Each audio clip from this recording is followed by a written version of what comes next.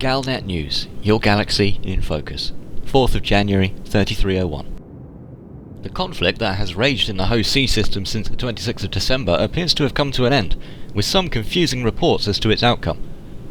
The system appears to still be under the independent jurisdiction of the Halsey Corporation today, who have retained their majority influence over its 25 million inhabitants, but according to Jetcoms Limited, who originally instigated an attempted federal takeover of the system, the war continues. Correspondents on the scene have reported that there are no longer zones of conflict in and around the system, so while the overall outcome might be in some doubt at this stage, it does appear that the fighting, much to the relief of the system's population, has come to an end, at least for the time being. Congressman Jane Garvey for Julos agrees with Congressman Albertson from Sana. In a statement made outside Congress on Mars, amid some persistent Onion Gate protesters, she made a statement this morning before entering Congress, in which she said, "The latest round of federal tax rises is unfair on the frontier. In Julos, like Sana, we only get one vote. The core systems get hundreds. They control Congress and take our money. We too would like to become independent and masters of our own destiny. Then our votes will also matter. We are supposed to be a federation, but we are not. We have two tiers, and it is the successful frontier systems like mine in the lower tier that pay for the lethargy and luxury here in the core." She then entered Congress amid clapping and cheers from the protesters, who seem to support anyone who speaks out against the government.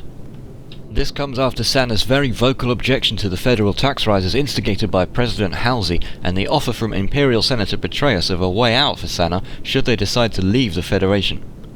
Unrest is clearly growing on the federal frontier, and it will be up to Congress to find a quick solution to the issue of high taxes and the issue of diminished voting rights for non-core systems, or the situation could continue to increase in magnitude.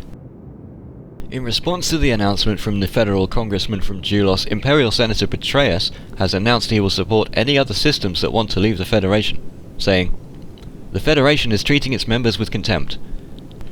Their penal tax rates support an indolent core society and discourage entrepreneurship. I offer my assistance to any other systems that want it. Naturally, I extend my offer of help to Jane Garvey." We couldn't reach Congressman Garvey of Julos for comment, but Patreus' words are being taken seriously by the federal leadership.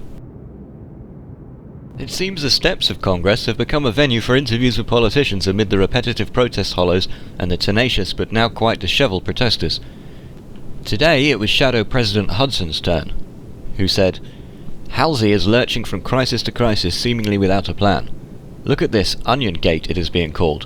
Madness. She is rudderless, indecisive. Do any of us have faith in her anymore? We cannot wait until her vote of confidence in 3304 to get rid of her. We need to act now. I will raise this in Congress as we need to put some backbone back into the Federation.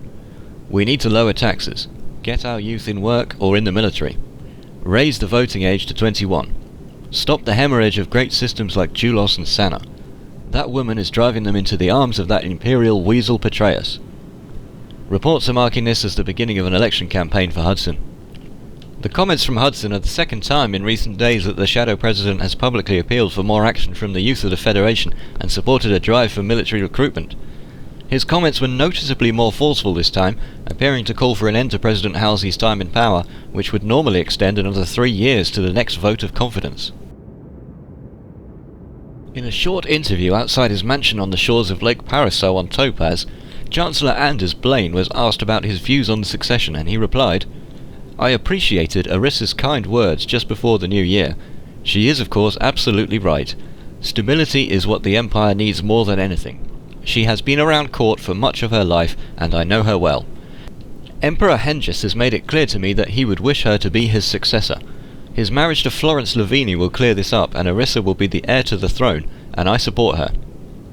This has helped quell some of the speculation caused by comments from other senior senators like Patreus and Torval, and markets have responded positively to what seems like a resolution to the succession.